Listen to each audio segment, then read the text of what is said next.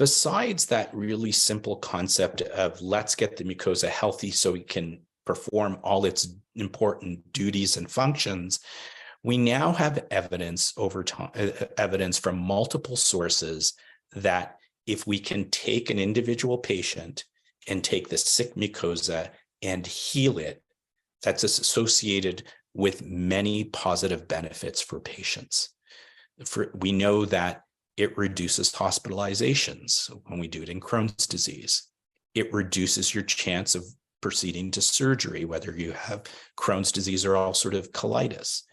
It reduces your chance of actually developing a flare in the future. So it's almost like this crystal ball. If I can get your mucosa better, I can reduce the number of flares you have. And it increases your chance to stay in clinical remission, symptomatic clinical remission over time. And because of that, it actually reduces the impact that that your disease has on your work and leisure activities. The mucosa is very forgiving, but it can only forgive so much. And so the way I explain it to my patients in my practice, if you think about the damage to the mucosa, I'll go back to the skin. Whenever you have a flare of disease or inflammation, it's like cutting your skin. And if you've had one flare and we can put you back in remission, we can heal your mucosa, it's like having that like one cut on your skin.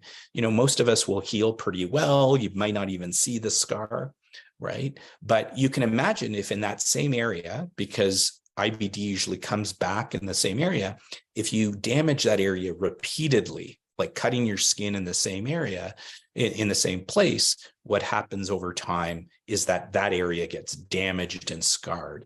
And that's what leads to what we call the progressive nature of the disease. And so we know if we can heal the mucosa and it's not damaged for a long period of time, we can decrease the damage that's done to the bowel.